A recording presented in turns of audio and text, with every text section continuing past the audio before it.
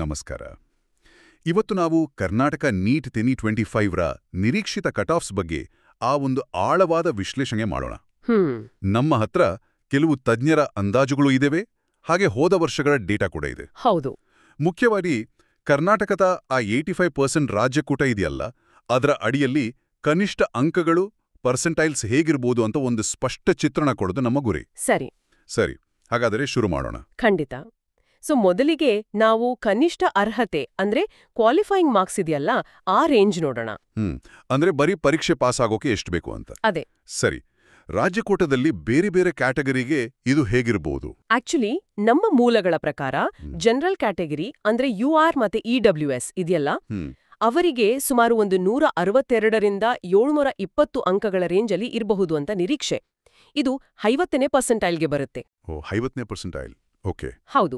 ಇನ್ನು OBC, SC, ST ಅಭ್ಯರ್ಥಿಗಳಿಗೆ ಇದು ಸ್ವಲ್ಪ ಕಡಿಮೆ, ಅಂದ್ರೆ 127ರಿಂದ 161 ಅಂಕಗಳ ನಡುವೆ ಇರಬಹುದು. ಇದು 40ನೇ ಪರ್ಸೆಂಟೈಲ್. ಹಾಗಾದ್ರೆ PWD ಅಭ್ಯರ್ಥಿಗಳದೇನ್ ಕಥೆ? ಅವ್ರಿಗೇನಾದ್ರೂ ವ್ಯತ್ಯಾಸ ಇದೆಯಾ? ಹೌದು, ಸ್ವಲ್ಪ ವ್ಯತ್ಯಾಸ ಇದೆ. UR ಅಥವಾ EWS ನಲ್ಲಿ ಬರೋ PWD ಅಭ್ಯರ್ಥಿಗಳಿಗೆ 144ರಿಂದ 161 ಅಂಕಗಳು ನಿರೀಕ್ಷಿಸಬಹುದು.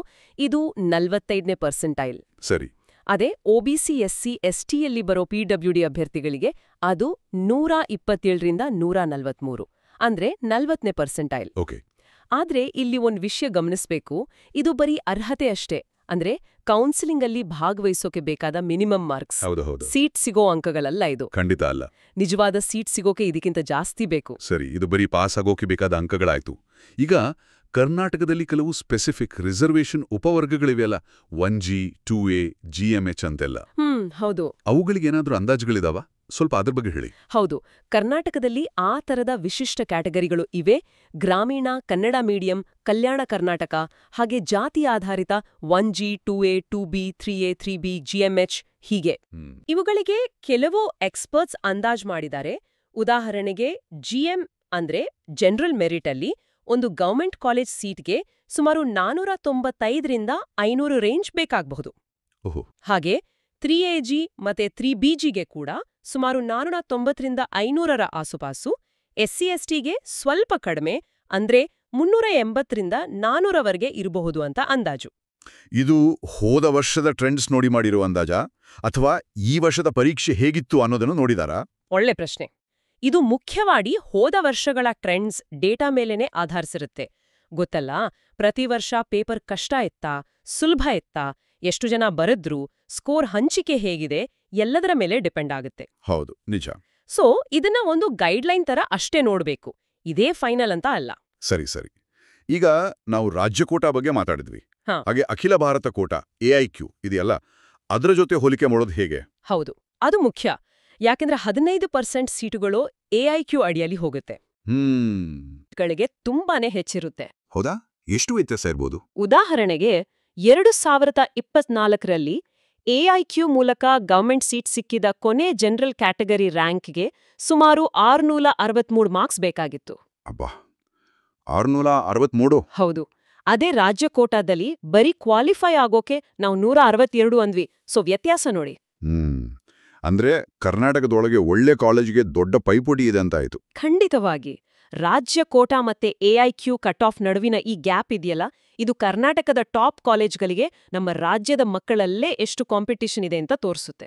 ಕೆಲವು ಕ್ಯಾಟಗರಿಗಳಿಗೆ AIQಗಿಂತ ಇಲ್ಲೇ ಜಾಸ್ತಿ ಪೈಪೋಟಿ ಇರಬಹುದು. ಓ ದೇವ್ರೆ.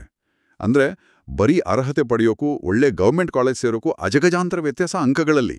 ಹೌದು. ಹಾಗಾದ್ರೆ ಟಾಪ್ ಗವರ್ಮೆಂಟ್ ಕಾಲೇಜ್ಗಳಲ್ಲಿ ಸೀಟ್ ಬೇಕು ಅನ್ನೋರು ಏನ್ ಗುರಿ ಇಟ್ಕೋಬೇಕು? ಉದಾಹರಣೆಗೆ BMCRI ತರಹದ ಕಾಲೇಜುಗಳಿಗೆ ಖಂಡಿತ ಮಿನಿಮಮ್ ಕ್ವಾಲಿಫಿಕೇಶನ್ ಒಂದು ಕಡೆ. ಆದ್ರೆ ರಾಜ್ಯದ ಟಾಪ್ ಗವರ್ಮೆಂಟ್ ಕಾಲೇಜುಗಳು, ನೀವು ಹೇಳಿದ ಹಾಗೆ BMCRI ಅಥವಾ MMCRI ತರ ಅಲ್ಲಿ ಸೀಟ್ ಸಿಗೋದು ಅಂದ್ರೆ ಅದು ದೊಡ್ಡ ವಿಷಯ. ಅಲ್ಲಿಗೆ ಸಾಮಾನ್ಯವಾಗಿ 640, 650, ಕೆಲವೊಮ್ಮೆ 660ಕ್ಕಿಂತ ಹೆಚ್ಚು ಅಂಕಗಳು ಬೇಕಾಗ್ಬೋದು. ಇದು ಪರ್ಸೆಂಟೈಲಲ್ಲಿ ಹೇಳೋದಾದ್ರೆ ಸುಮಾರು 98ರಿಂದ 99ನೇ ಪರ್ಸೆಂಟೈಲ್ಗೆ ಸಮ. ಅಂದ್ರೆ ಆಲ್ಮೋಸ್ಟ್ ಟಾಪಲ್ಲಿ ಇರಬೇಕು. ಹೌದು.